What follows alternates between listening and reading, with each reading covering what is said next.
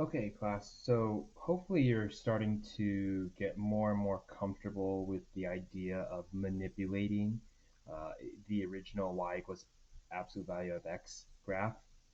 We again, a recap, we know that the absolute value of x looks like a V shape. The number in front is the slope. So in this case, the slope is 1. And it also has that exact reflection, the counterpart, where it's just the exact same thing. Okay, so I'm going to skip all the way to number 9.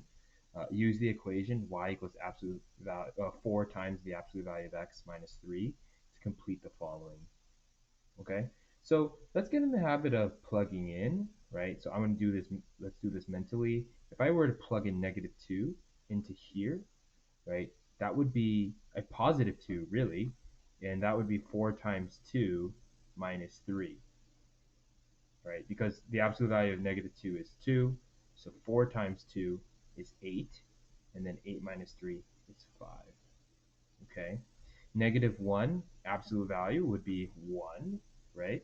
And 4 times 1 would be 4, and 4 minus 3 is 1. 0, well, the absolute value of 0 is still nothing, right? So 4 times 0 is 0. And then 0 minus 3 is, wow, it's -3.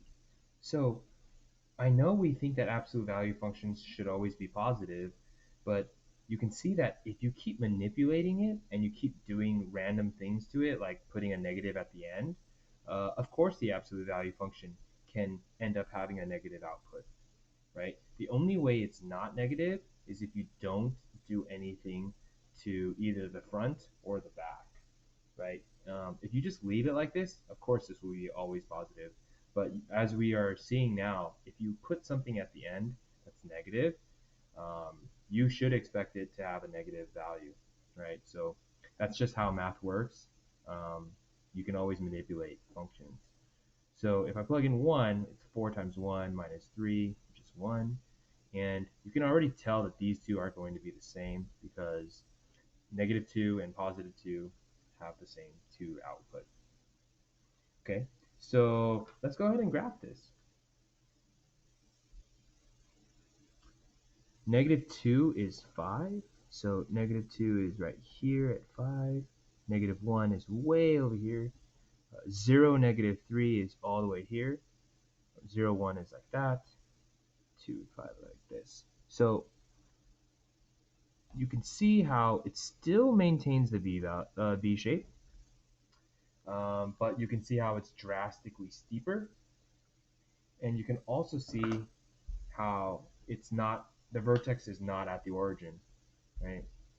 The vertex is not at the origin. And this is something that we expected because we manipulated it, right? We did something to the original vertex, okay? So you're starting to see the patterns. You're starting to see, oh, okay, so functions can be manipulated like that.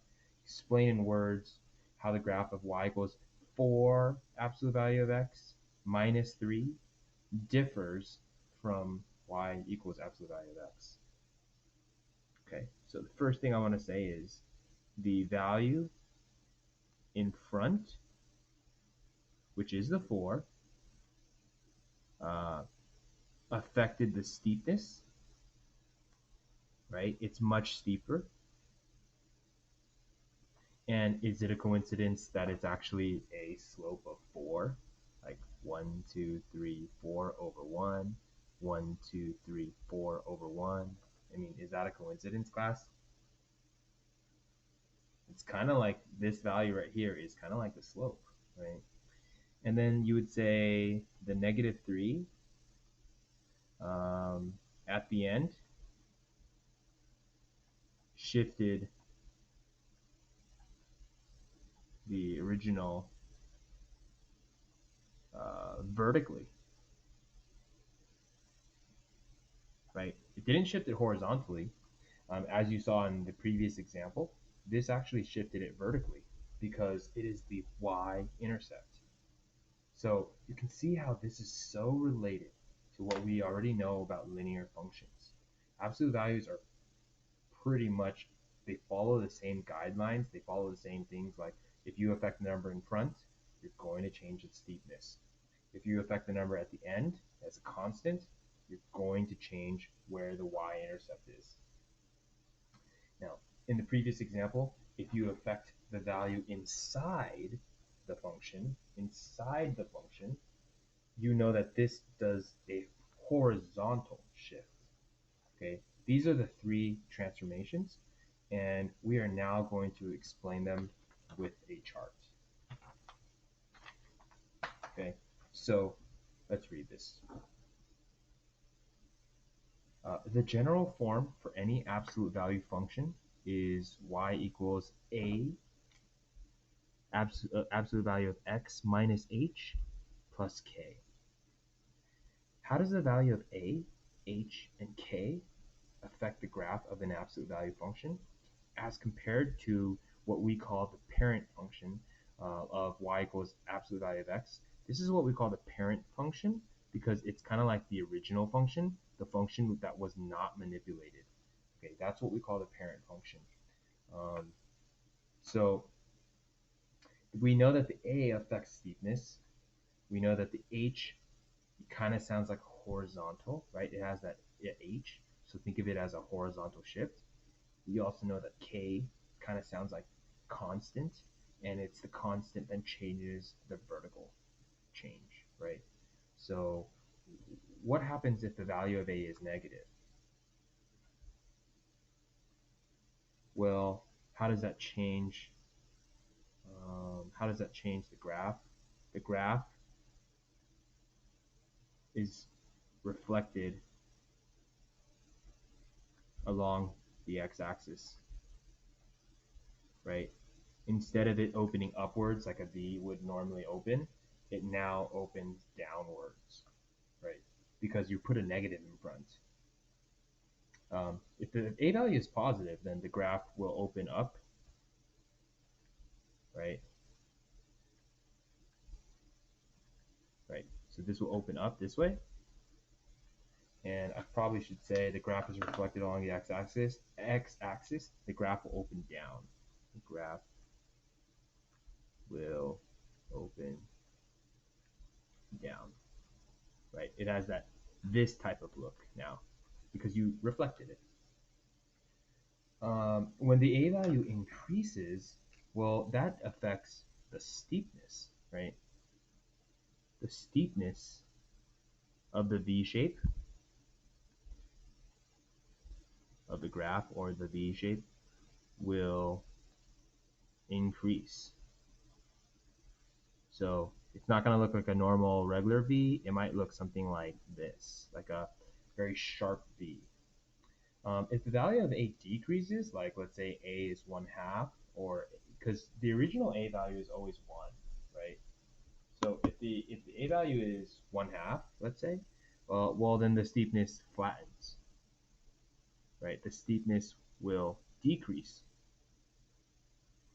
and it will flatten to something that looks more like that, like, and that's all affected by the A value.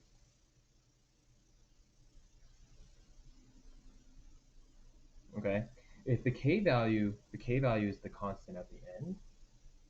If the K value is positive, well, then this will change the y-intercept.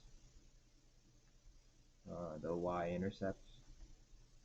Or you could also say which shifts the graph vertically. Shifts the graph up, actually. Not only vertically, it will shift it up because the K value is positive. And if the K value is negative, then you kind of know that the graph will shift down. Okay. Now, what's really, really interesting about this class, I know we're talking about absolute values a lot right now, but these shifts actually also pertain to parabolas. In Math 1, you will be learning about parabolas, and you'll be learning about the U shape, which is kind of like, it looks like it's a quadratic. These A, H, and K values are all seen in parabolas as well. So you want to get used to the concept of what does A do, what does H do, and what does K do. Okay. So let's go ahead and formally discuss that right now. Right. So what does the A control in the graph?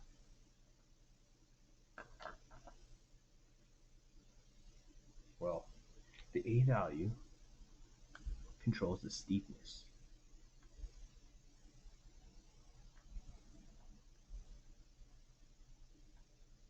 Right. It controls how sharp you should be increasing. It's basically the slope. It's kind of like the slope. Right. What does the K value control? The K value controls the horizontal shift. Oh, I'm sorry, the vertical shift. The vertical shift is, if the K value is 0, we know that it starts at the origin. But if the K value is positive or negative, you would just have to shift accordingly to the value. And then finally, the H value. The H value shifts the graph horizontally, right? It really depends. We know that this value inside is going to affect X, so it's a horizontal shift. And this value on the outside is going to affect the Y, so it's a vertical shift.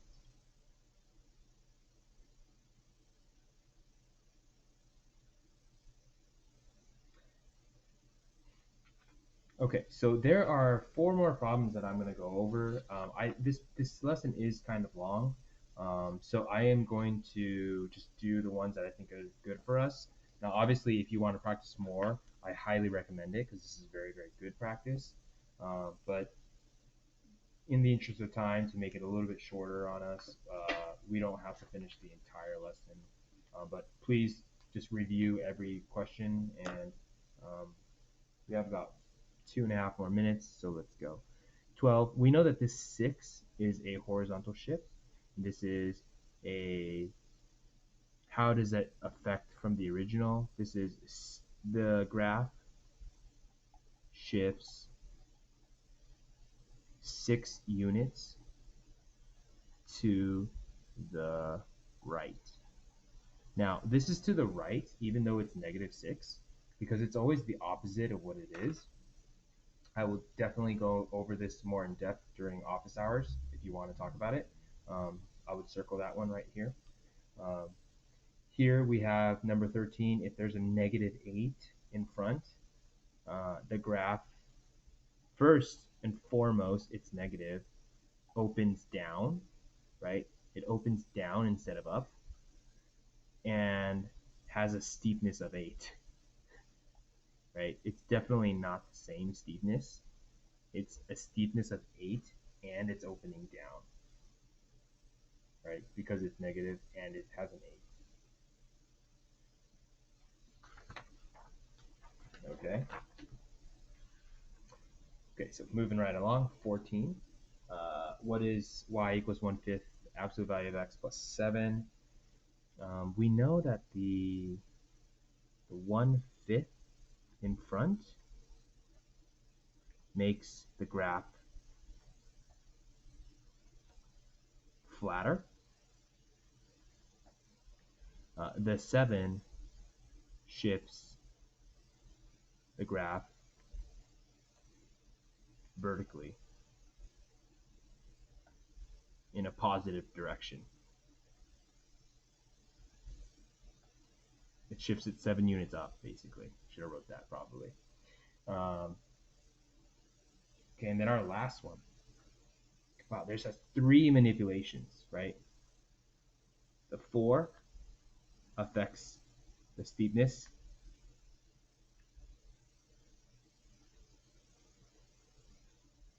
The 2 inside shifts the graph horizontally.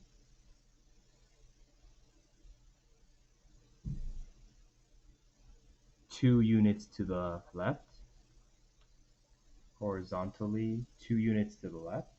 and then the negative 9